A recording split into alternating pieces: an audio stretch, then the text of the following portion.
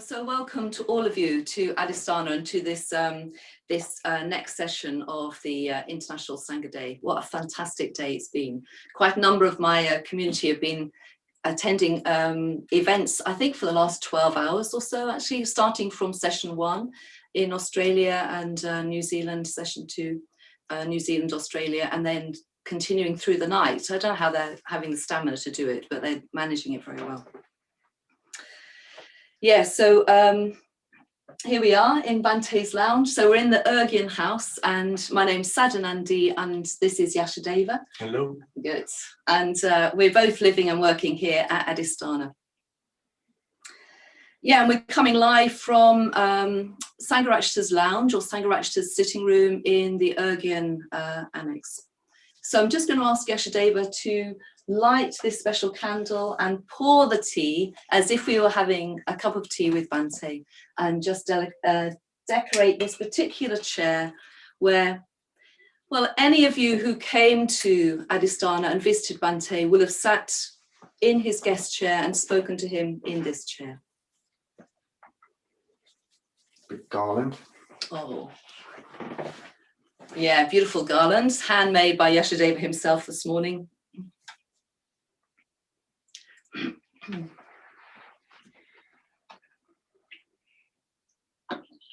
I'm pouring this tea. This was a bit of a it's a bit of a ritual, because when Bante died, Stana Shraddha every morning made this cup of tea and presented it to the shrine as one of Bante's companions. It was very beautiful to see him continuing his pouring of the tea, even though Bante had died a few days before.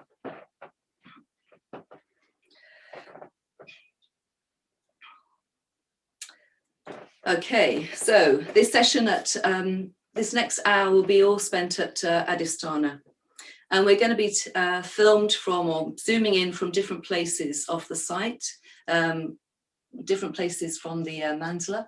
We're spending a bit of time here, then we're going to make our way down to the library, then make our way down to the main shrine room, which some of you will be very familiar with, and then we're going to go out to the burial site where Bante's buried.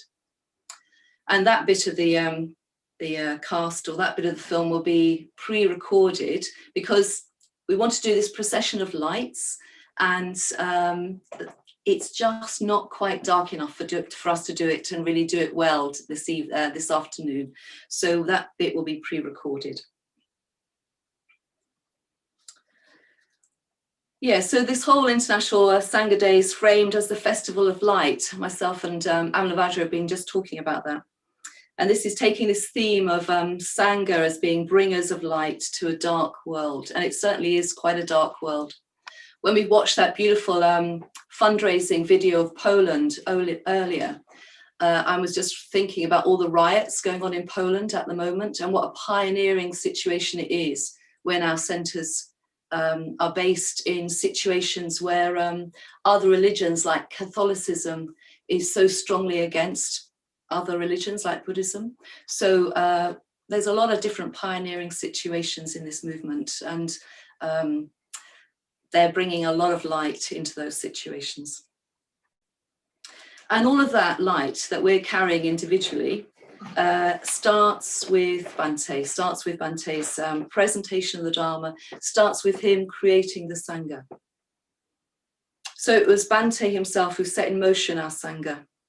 So we have a candle here just to mark the light of the Dharma that each one of us is carrying as part of the Sangha, but each one of us carrying a light that's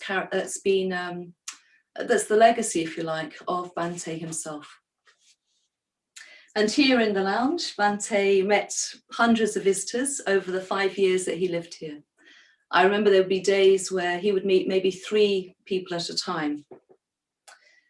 And yes, this room is situated in the Urgyen house, which at some point you will all be able to come and visit. There's a lot of work being done here, but you can visit it online by going to the website, the Urgyen house website, and seeing podcasts that they're making, photographs, different tankers and Buddhas of that's owned by Bhante himself. So do sign up to their podcast and do join that website, or do sign up with their blogs. But here in Bhante's lounge, this place is full of memories, I think, for both of us, actually. We spent a lot of time here. Do you want to say something about your time here, Yashadeva? Yes, so I sometimes sat just about, as it were, where you are at the moment, where the camera is, and I'd look over this way, and Bhante would be in his chair here. In the first few years, he was quite ill, and he needed to sleep a lot. So actually, I used to come in here at 1:45, come in, close these curtains here, black the room out, and then sit down and just be there for him. But in the later years, he was actually quite well, and I didn't used to spend so much time with him then, but he did say it was some of the happiest years of his life, and he was here with a whole number of very close friends and carers. They came from across the world to look after him, Buddhadasa being one, and they just looked after him very well, and he had a very happy life, very happy time here. He was a very disciplined man. He made every day the same. He said to me once, he never did weekends, so he just made every day like a practice, and each day would have an element of something, and he was very obedient to his discipline. So he used to walk up and down the corridor out here if he was told to by his carers. He would do a little bit of qigong maybe. He'd have regular naps. He'd do his administrational duties, look after his letters to friends, and then sometimes he'd have a walk outside along next to the rose bushes with one of his carers, and they'd sit down on the bench. So quite a lot of people like you would have seen him doing that. And in the evenings he would sit out here in the conservatory, just to the side here. The light would be on, you'd be able to look in, and you'd see him sitting there with Paramartha or Subhadra, and they'd be discussing something or just enjoying the evening. So it was a very peaceful life, very, very steady life. Bhante gave a sort of sense of rhythm and solidity, just the fact he was here, and we still feel his presence very strongly here. The chair is still here. This room's hardly been changed, but it hasn't been changed at all. And if I can just say one more thing, I was actually in the hospital when Bhante died, and there were 4 of us sat round the bed. And it was a wonderful occasion actually, because the curtain was rainbow coloured and there was sunshine pouring into the room. So the room was actually full of rainbow coloured light. And it made me think of his story of his going forth in Kasauli all those years ago, where he walked under numerous rainbows. And then there I was in this room where he just died, or he was just dying. The room was full of rainbow light, and Paramartha was sat up on his hospital chair. They're quite high hospital chairs, so older people can get off them. And there he was, we were meditating in there, and he had this beatific smile on his face. And we meditated and did puja, and it really was quite a beautiful atmosphere. So I think he died very, very well. Thank you. It's good to hear. Yeah, Yashadeva's relationship with Bhante, or his friendship with Bhante, was 40 years old by the time he was caring for him and sitting in this room. Oh, there is a little drawing as well, I think James might put on, which I did of him while he was listening to an audio book. So maybe you can. So there he is, all a very yellow room. Yeah. It's lovely. Typical that you would be drawing that as well. Yes. Very typical of you. Yeah, so my connection with Bhante, really a stronger connection started happening when I moved here to Adhisthana. Although, of course, I'd known him for many years before that. Through all his lectures and books, I sort of got to know him quite indirectly. But I remember each visit, and I visited him a lot to do all those interviews with him, probably every few weeks I would come into this room, and usually I would step through the door and I would say, "Hello Bhante, it's Sadhanandi," because I knew he couldn't see me, although he always knew it was me, I think by my shape, which let's not go there right now. And then he'd hold out his hand, which is this classic sort of iconic sort of way. He'd hold out his hand, and I'd go up to him and shake his hand. And I'd say, hello, Bhante. And he'd say, hello, Sadanandi. And then he'd always say, cold hands, which was always a bit of a joke because his room was totally boiling and my hands were always quite cold. And then when I left, we would shake hands again and he would say, much warmer, like this. This was part of our joke. I had a very cheeky Bhante often. Yeah. So I was doing these interviews with him, which was a lot of contact with him actually, and we really got to know each other very well during that time. So I'm just going to get us to play a little clip from one of those interviews, and it's about this newsletter which Yashadeva is just going to hold up. You're not in that newsletter, are you? I don't know. Doubt it. No. And this newsletter is when the order and the Sangha is 10 years old, and it's a celebratory copy. And it's Bhante talking about that. So let's just hear that, James, if you could just put us on. These are, of course, order members. And, of course, the caption of the photo I remember is all in order. They're all in the order, yeah? Whether they're men or women, whether they're black or white, whether they're educated or uneducated, they're all in the order, open to all. The only qualification is that you're a human being and you're prepared to commit yourself to the Buddha, Dharma and Sangha. I can't see it, but you probably can, and I'm pretty certain they all look happy. Well, they certainly do look happy in the photograph, it's true. They're all smiling very well, yes. Is that a good trademark, that they all look happy? Yes. On the other hand, I wouldn't say that if anyone was looking a bit sad, he wasn't a good Buddhist or not really a member of the order. Because there are ups and downs. It's not easy always to be happy. But hopefully, with the help of the Dharma, with the help of our practice, we can bear up. But yes, basically, we're a happy bunch. Thank you. Well, we've had our ups and downs, haven't we? And sometimes we're happy, yeah. So Bhante not only had a vision for the Sangha, he had a vision for the future generations. And he was very aware of how much Dharma he'd received from his teachers. And he knew the importance of each one of us passing on the Dharma to others. He was very, very keen on us taking the Dharma out to people. He knew all the time that there was a lot of the world that didn't have the Dharma, didn't have access to the Dharma, and he wanted that to happen. So we're going to just play another short clip, which I think happened on a retreat at Taraloka, and it's Bhante giving a talk on the Sangha, and it's in a marquee, and it's pouring with rain outside. So you're going to hear a lot of rain falling all around him. And it's Bhante talking about the torch, the Olympic torch. He's just discovered the Olympics, and he's discovered they've got an Olympic torch, which I think we're all quite familiar with. And the torch, he realizes, is being handed on, and he's using that as a metaphor for handing on the Dharma. So let's just hear that. And while we're hearing that, I'm going to get Yashadeva to pick up the torch that's here, the lamp, and take it on to our next venue.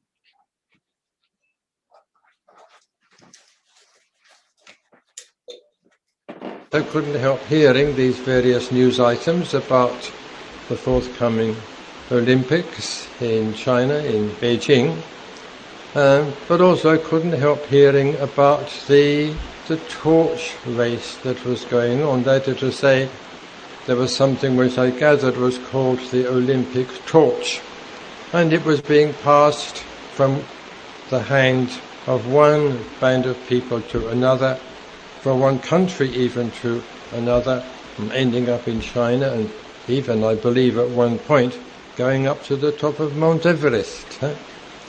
So that put me in mind of something that I'd encountered in the Buddhist scriptures, and that is where the Buddha speaks of the light of the Dharma, the lamp of the Dharma, and speaks of handing it on to his disciples.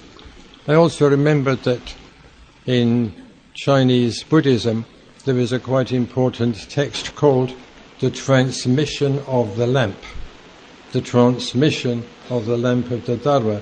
That is to say, the history of the way in which the Dharma came to China, being passed from master to disciple, and from that master to his disciple down through the ages. So we see that there's not just a transmission of an Olympic torch, but there's a transmission of the light of the Dharma from one generation to another.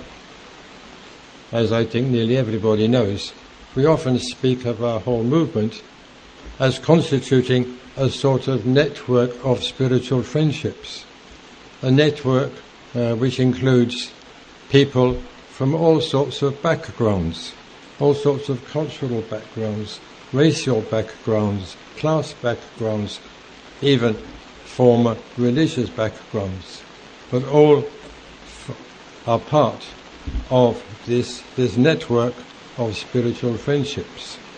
So this is one of the great characteristics, that I would say, of the whole of our great spiritual movement. So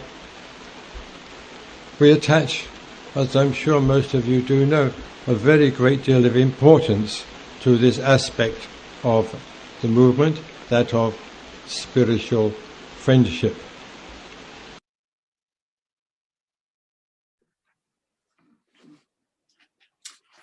Yeah, so I'm going to finish this session now in Bante's lounge here and move on to the next venue. But yeah, I'm going to finish this session by just sort of reading a particular extract from a sutta. It's not the same sutra that Bante is mentioning. It's not the Lamp of the Dharma, but it's from the Gandavura Sutra, and it's going to be very familiar to you. So I'll just read that out, and then me and my crew will be moving on to the next platform.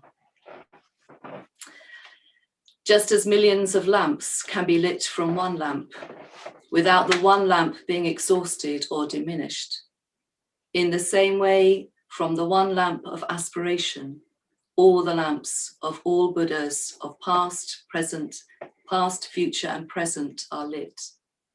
Yet the one lamp of aspiration is not exhausted and shines undiminished by the lights of the lamps proceeding from it. Just as when a lamp is put into a room, even 1,000 years of darkness immediately vanishes, and it lights up the place.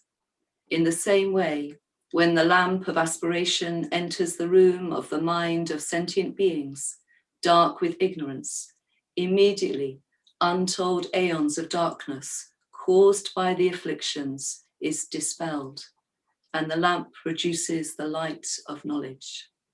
Yeah.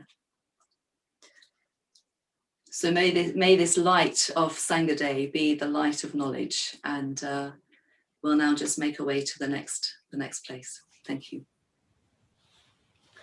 Good, thank you, Sadhanandi, and welcome everybody to the Adhisthana Library. I'm Lokeshvara, and I'm here with Caroline, who's behind the camera doing the tech.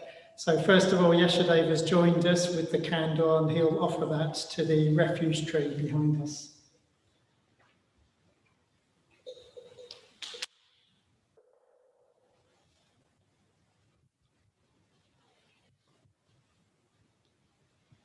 Good, thanks, Yashadeva. So we decided to hear another clip from the library, as it were, in a minute, which is a clip, an audio clip of Bante describing the founding of the order from a lecture, which was also a booklet called My Relation to the Order. Before we do that, I just wanted to say, I mean, many of you have been to Adhisthana, you'll know the library, but we just thought it was important to come here as well and use this beautiful illumined space. When before Adhisthana was Adhisthana, when it was just an idea, it was the Sangharachita Library and Study Centre project. And it's amazing that we managed to find a collection of buildings that contained a purpose-built library. So all Bante's books are here with these beautiful windows. And in fact, from where I stand, Caroline's just going to pan out and we can see the burial site where Bante is buried through the windows here.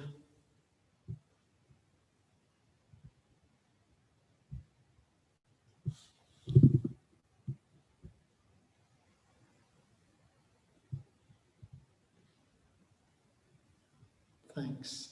And the other thing we thought that we would do was listen to this audio clip with this beautiful depiction or image or tanker of the refuge tree in the library. Now, normally it actually lives in our second shrine room here at Adhisthana, the Amitabha shrine room. So we very carefully lifted it over this morning so we could have it here in the library.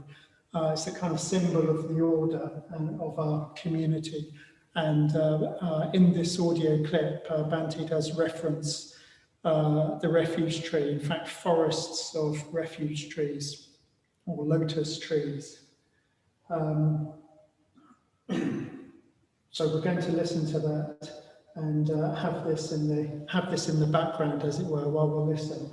There's also, of course, on this refuge tree is Dado Rinpoche, and although Bhante doesn't reference his Bodhisattva ordination in this clip, he does in another place say that the founding of the movement and the order actually, he felt, comes about through his taking of the Bodhisattva ordination from Dado Rinpoche, which was 58 years ago, the 8th of October 1962. So it's as if everything comes from that, although there are all sorts of other origin points as well. We just bring that to mind. And actually this image, we were all sitting around it last night.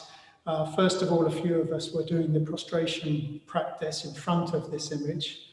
It's quite handy if you're not a very good visualizing person, because you've just got the image right there. And then we did puja in front of it as well.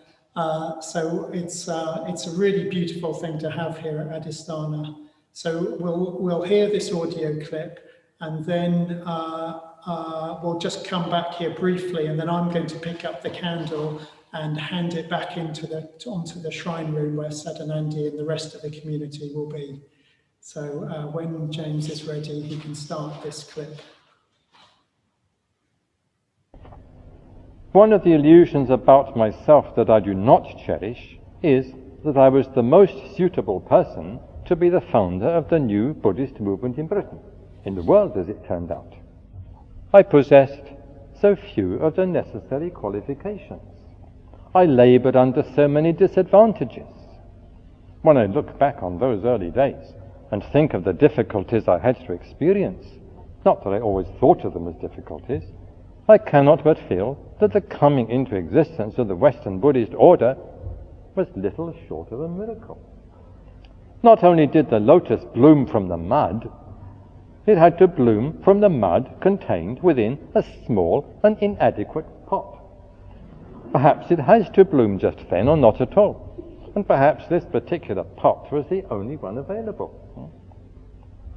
Now, hundreds of lotuses are blooming, some of them bigger and more resplendent flowers, being surrounded by clusters of half-opened buds. A whole lotus lake has come into existence, or rather, a whole series of lotus lakes. Alternatively, during the last 22 years, the original lotus plant has grown into an enormous lotus tree, not unlike the great four-branched refuge tree, has in fact grown into a whole forest of lotus trees. I find it difficult to believe that they really did all originate from that small and inadequate pot. In brief, dropping the metaphor and speaking quite plainly, when I see what a great and glorious achievement the order represents, despite its manifest imperfections, I find it difficult to believe that I could have been its founder. There are times when, far from feeling that it was I who took on the responsibility, I feel that it was the responsibility that took on me. There are times when I'm dimly aware of a vast, overshadowing consciousness that has, through me, founded the order and set in motion our whole movement. Good. So if you keep that idea of the vast overarching consciousness in mind, I'll take the camera over to the shrine room.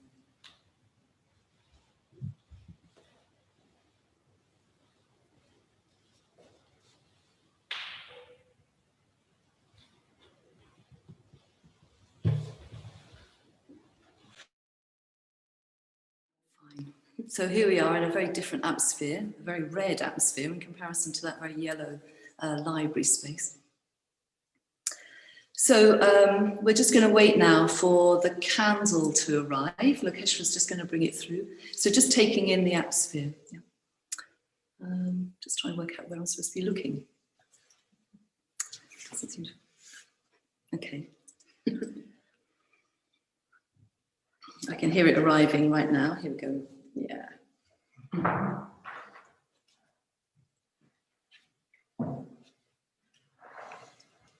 So we just get Lokeshwara to place the candle on the shrine.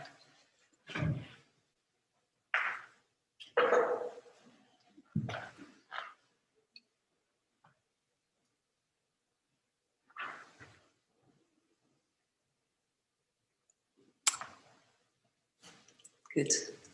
So I've been thinking about this Sangha Day and the nature of friendship. And well, knowing that Adhisthana was going to be hosting this session on this special Sangha Day festival, I've been thinking about Bhante and his capacity and vision for friendship, which he certainly has handed on to all of us. In 2018, a couple of weeks before Bhante died, Adhisthana hosted a big European Buddhist organization meeting. There was about 30 other Buddhists that came from different organizations across Europe. And the event was a great joy for Bhante himself. And he was very, very glad, very pleased to know that it was happening here at Adhisthana. He really wanted them to have contact with us as a Buddhist movement in a very kind of full way. So the fact that we could host it at a Triratna Centre with a Triratna Sangha all around it was well, a huge boon, I think, to him and his expression of his own vision. I also know that he met many people during that event. I had to give one of the talks at the beginning of the event, and I said, does anybody want to meet Sangharakshita while you're here? And lots of people wanted to meet him.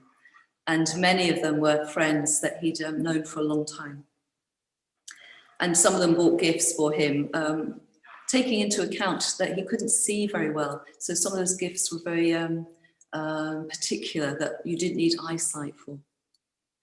And there was very much a quality of respect between those friends and those other teachers between them. And Bhante also had quite a strong friendship with Ayya Khema, who's quite a famous German nun in the Theravada tradition. They'd known each other for many years, but she'd already died by the time Adhisthana was set up, so she never was able to come here. But I wanted to read you an extract of a letter a tribute that Bhante wrote when she died, because I think it gives you some sense of the nature of their friendship and the warmth between them. Ayya Khema and I kept in touch principally by means of letters. I quickly discovered that she was an excellent correspondent who rarely kept me waiting for more than a week or two before replying to my latest budget of news and views. As she wrote in one of her early letters, "It is my habit to answer all letters almost immediately, as otherwise I would not be able to cope with them." I know that feeling. I'd like to think, this is Bhante again, I like to think that her fidelity as a correspondent was due to the fact that she believed that one should keep one's friendship in constant repair. She was a good correspondent because she was a good friend. The last letter I received from Ayya Khema was written in her own hand on the 1st of October, 1997, a month and a day before her death. In it, she wrote, "My health is not really improving, rather the contrary. I am trying in all ways to safeguard the teaching so that my death will not be too disruptive." It was typical of her that even at such a time, she should think not of herself, but of the teaching to which you had dedicated the last 20 years of her life, as well as of those who relied on her spiritual leadership. while those who knew her as their beloved teacher will surely miss her supportive and inspiring presence. One who knew her as a very dear friend and fellow Dharma farer will miss her friendship and her letters, no less. May she attain Nibbana. So I think this extract communicates something about Bhante's friendship with Ayya Khema. It also communicates something of Bhante's own values, that of the importance of serving the Dharma, serving the Sangha, in the way that Ayya Khema exemplified right to her death. And Bhante did the same. Bhante served the Dharma. I saw this in many small incidents. He had a natural curiosity and interest in people and was often very willing to meet with visitors. He also remembered those visitors very, very clearly and would talk to me about the people that he'd met when I met him again. I would meet him like every couple of weeks and he would tell me all the people that he'd met. And although he got more tired and his energy got more diminished as he got older, he was still engaged with a huge amount of communication, and his companions would be reading stuff from Facebook, from Shabda, from the Buddhist Center online, and he would be corresponding with a lot of people. He cared about us. He cared about the Sangha, and he cared about harmony in the Sangha. So I want us to share now a clip of Bhante talking about his concern for harmony and the importance of harmony in the Sangha. And it's going back to that talk in that marquee where where it's raining very hard. So please bear with it. Yeah. So James, could you just put that on for us? So that was the first point that the Buddha made. And then he said, secondly, he wanted that his disciples, when they did gather together, they should gather together in harmony and disperse in harmony. And this word harmony is a wonderful word. We often use it in connection with music. We speak of certain instruments being in harmony, agreeing, blending, producing a beautiful and inspiring sound. So harmony among people, harmony within the Sangha is a very precious and a very valuable and a very beautiful thing. And sometimes I'm asked if I ever feel disappointed by anything. And I have to admit that there is one thing that does sometimes disappoint me or even pain me, and that is when I hear of disharmony within the Sangha. Disharmony, whether it's within the order or whether it's within a chapter or whether it's at a particular centre or whether it's just within the Buddhist community generally. If I hear of disharmony, it disturbs and it disappoints me. So those of us who do in one way or another belong to the Sangha, whether as order members, as mitras or as friends, it's incumbent upon us to do everything that we can to promote harmony, not just the harmony of external agreement, but the harmony that comes when we have a deep feeling for one another, an appreciation for one another, and a realization that we are all treading the same spiritual path. Of course, this does not mean that we necessarily always agree, but it should be possible to maintain harmony even when there is disagreement about this or that particular issue. There can be differences of opinion, at the same time there can be harmony. And that should certainly be the case within the Buddhist community, within the Sangha. We may have our little differences, practical and theoretical perhaps, differences of doctrine, differences of method, but that should not mar the overall harmony. There may be a little discordant note here and there, but sometimes even a discordant note can contribute, as in music, to the overall harmony.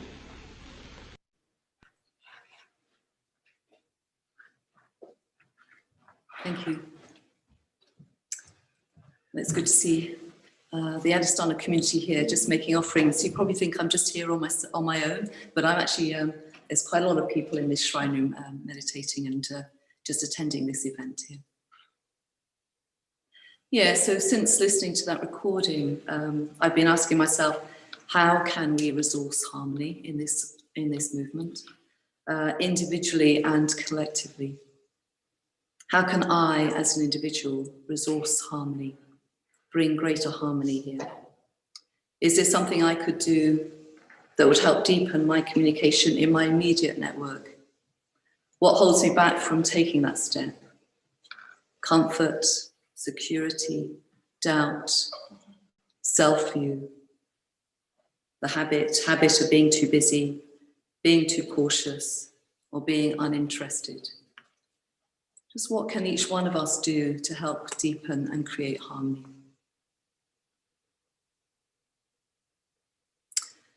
Yeah, so we're coming to the end of this session in this shrine room, and we'll soon be going out to the burial mound. And well, just continuing on that strand of harmony, it's very much, harmony is very much the, if you like, what's it, like the web. Well, it's very much the internet web, isn't it? It's like trying to create a whole network between us. And it's a quality or a value that's a driving force behind the Buddhist Center and the International Council. So I'm just going to do a little fundraising appeal while we're in the midst of everything, in the midst of this shrine room. We've been asked to donate money throughout this day to various worldwide communication structures that we have in Triratna, all of whom are working very, very hard to make this day happen for us. So please, well, they're doing it without receiving any money and without receiving any funds. So please do donate something if you can. I think we've already raised about maybe £14,000, but 10,000 of that was given by one Dharmacharani. Thank you. And if we could all just match that, that would be fantastic. The rest of us, if we could just, the rest of us get behind that person, that would be really marvelous. Yeah, so I'm sure Amlavajra will post, or somebody will post all the details to all of that, which I won't go into. And also, I'll just offer you a little Dharma teaching, which is give quickly. I noticed that if you don't give quickly, what happens is you think in 5 minutes' time, you halve the amount you originally thought, and then you get less, and then you get less, and eventually you forget all about it. So while you're just sitting there, just press the button. I did that the other day for another charity. I thought, maybe I'll leave it until later. And I thought, no, Sadhanandi, come on, just press the button. So, yeah, this is just a quick thank you before we move out of the shrine room and go to the burial mound. Just to say thank you very much to the International Council and to the Buddhist Center Online in particular for hosting, well, not only this event, but so much of our events now that are happening. And Future Dharma Fund in particular, who's funding everything that we're talking about. Thank you. And after we leave this session, we'll be going out to Dublin Buddhist Center in Ireland. And that's happening in probably about 45 minutes. And a rather neat thing is that at the end of the film of the burial mound procession, the film's going to face west, so we're facing Dublin at the end of that movie. So once we're there, we're then heading towards Dublin, so you can all enjoy that. So this, my community now is going to process outside and start circumambulating that burial mound, and you're going to be seeing a pre-recording of that, which is taking place in slightly darker conditions, so the lights will stand out. And this is probably a good moment just to say thank you very much to Sangha Ruchi for filming that, and for Stana Shraddha for assisting and creating the beautiful shrine that you'll see there as well. Yeah. So whilst my community goes outside, I'm just going to, I'm going to give Bhante the last word. That's what I'm going to do right here at this end of this session. I'm going to read out an extract from another of his lectures on the Sangha, and then we'll join the others outside. Okay.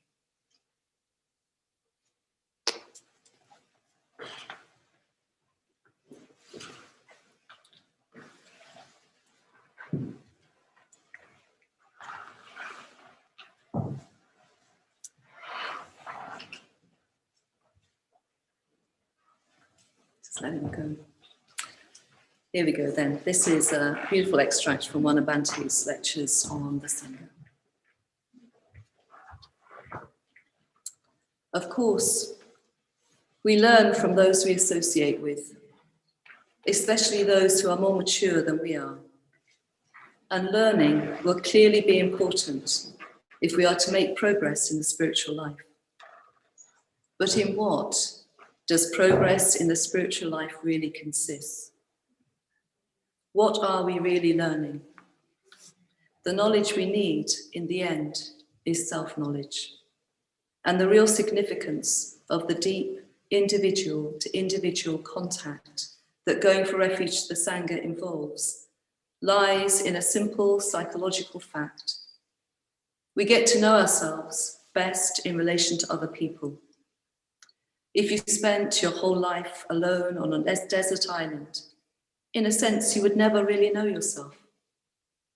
It is as though trying to communicate yourself activates an understanding that is already there, but has never manifested until now, and even brings forth new aspects of one, aspects which one only ever discovers as a result of contact with another person. It is not enough to have a distant idea of enlightenment, the theory of the Buddha's teaching, or a Buddhist organization. There is no future for Buddhism without a truly united and committed spiritual community, dedicated to practicing together. And when Buddhists do come together in the true spirit of the Sangha, there is then the possibility of inhabiting, for a while at least, the Dharmadhatu, the realm of the Dharma.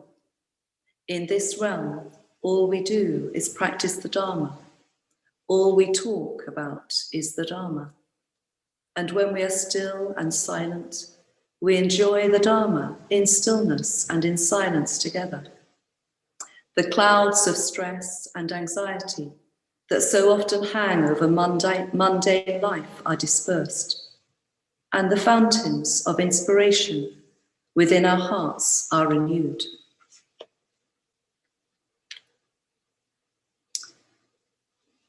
Yeah.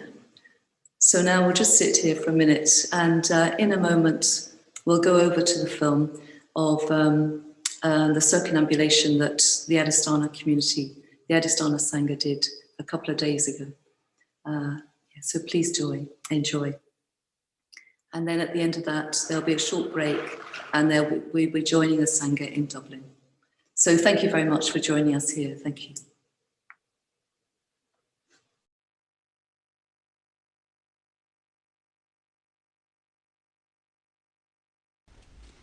Just as millions of lamps can be lit from one lamp, without the one lamp being diminished by all the lamps taking their flame from it. In the same way, from the one lamp of aspiration, the lamps of aspiration of all the Buddhas are lit. Yet the one lamp of aspiration is not exhausted and shines undiminished. Just as when a lamp is put into a room, even 1,000 years of darkness immediately vanishes, and it lights up the place. In the same way, when the lamp of aspiration for the bodhicitta enters the room of the mind of sentient beings, dark with ignorance, then immediately Untold aeons of darkness caused by the obstruction of afflictions are dispelled, and the lamp produces the light of knowledge.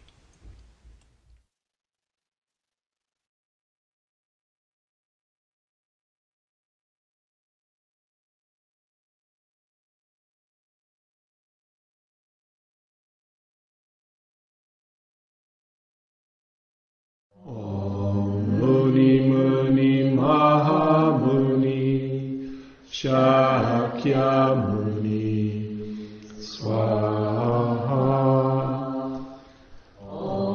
Muni Muni Mahamuni Shakya Muni Swaha. Muni Muni Mahamuni Shakya Muni Swaha. Muni Muni Mahamuni Shakya Muni Swaha. Muni Muni Mahamuni Shakya Muni Swaha. Muni Muni Mahamuni Shakya Muni Swaha. Muni Muni Mahamuni Shakya Muni Swaha. Muni Muni Mahamuni Shakya Muni Swaha. Muni Muni Mahamuni Shakya Muni Swaha.